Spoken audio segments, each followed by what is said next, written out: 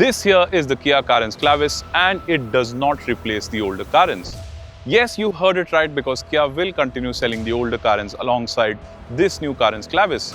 But why is Kia doing this and does it even make sense for the manufacturer to sell both versions of the MPV? Let's find out.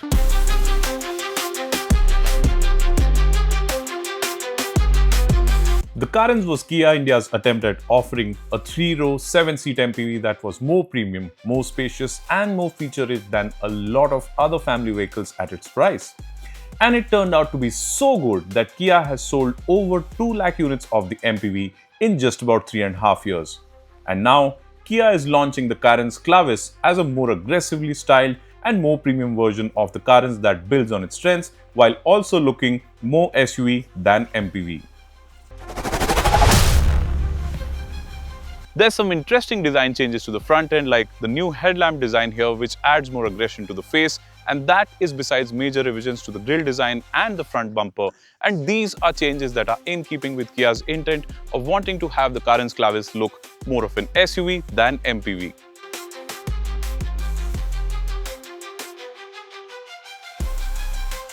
Kia has also increased wheel sizes to the same effect, and top trims of the Carens Clavis run on 17-inch wheels.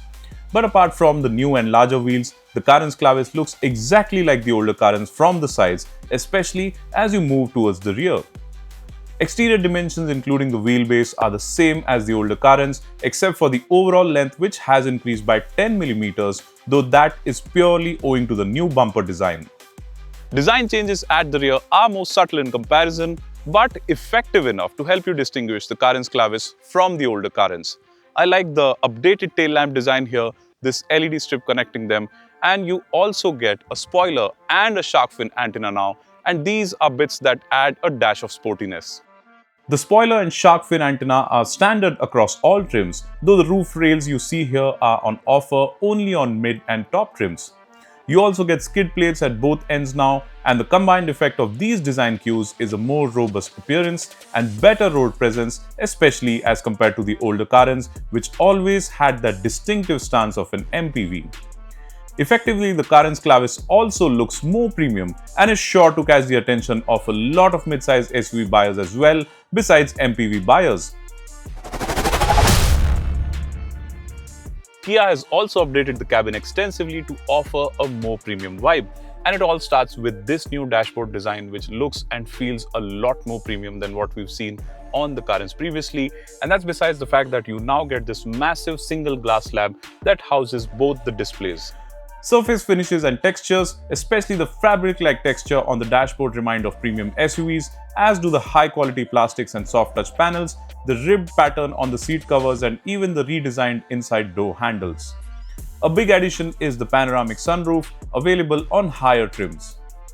The center console has been redesigned too and features a new wireless charging pad. The Carens Clavis also gets the new 2-spoke steering wheel with a flat top and bottom and new controls that we saw on the recently launched Ceros first. In typical Kia fashion, there's lots of storage spaces throughout the cabin, and a highlight on this front are the cooled bottle holders for the front and second rows. Its spacious second and third row have always been a USP for the Carens, and that is one thing that has not changed with the Carens Clavis.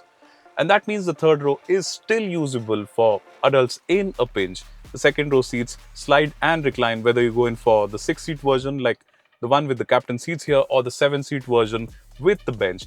And in addition, you now get a boss mode, which lets you move and adjust the front passenger seat but manually to make more space for yourself in the second row.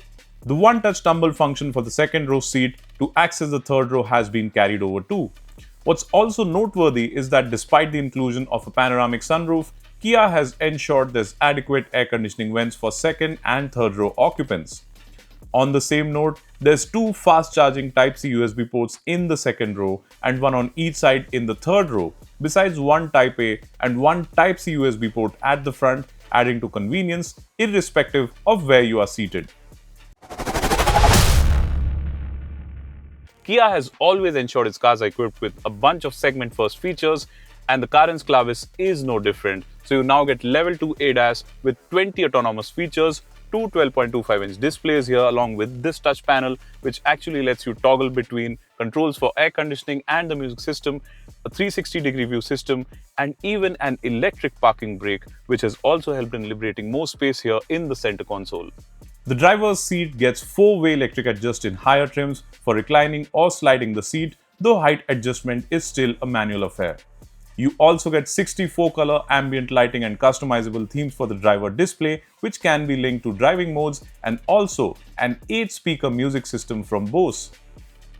The infotainment system integrates a long list of functionalities, including voice commands in English and Hindi, and supports over-the-air updates, though Apple CarPlay and Android Auto connectivity still require a cable and are not wireless. You get a bunch of connected car features as well to locate your car or check its status remotely, besides what Kia calls the Advanced Total Care System that can send real-time preemptive maintenance notifications to your dealer, enabling services like workshop appointments and roadside assistance a swift affair. There's no change to the engine options though, and that means that just like the older Carens, you can have the Carens Clavis with a choice of 3 engines, and that list includes the 1.5-litre naturally aspirated petrol engine, the 1.5-litre diesel engine, and also the 1.5-litre turbocharged petrol that offers 160 PS and 253 Newton meters.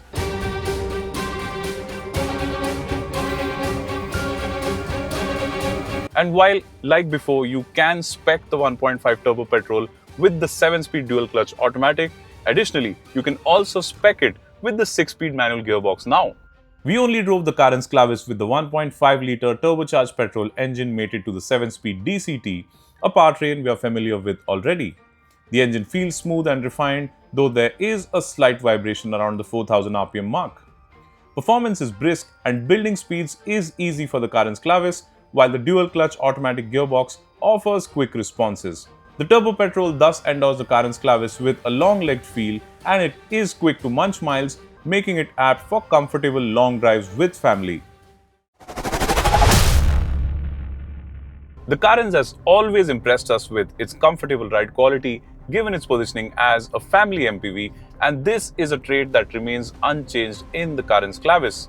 And this is despite the fact that Kia has had to recalibrate the suspension, considering the fact that the Carens Clavis has gotten heavier thanks to the raft of changes made to it.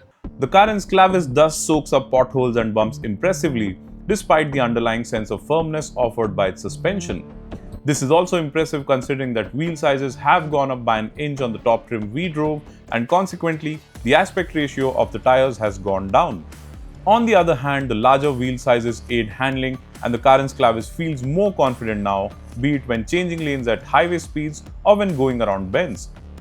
As it stands, this updated Carens with the Clavis suffix, a raft of updates, and the inclusion of new features looks quite promising. And Kia has also differentiated it from the older Carens quite cleverly. So yes, it does make sense for Kia to sell both versions of the MPV, because while the Carens Clavis will appeal to family car buyers and chauffeur-driven executives, commanding a small premium of course, the older Carens will continue appealing to family car buyers and fleet owners, and thus add to Kia's sales numbers regularly. But that's our opinion. Do let us know in the comments below as to what do you think of this strategy.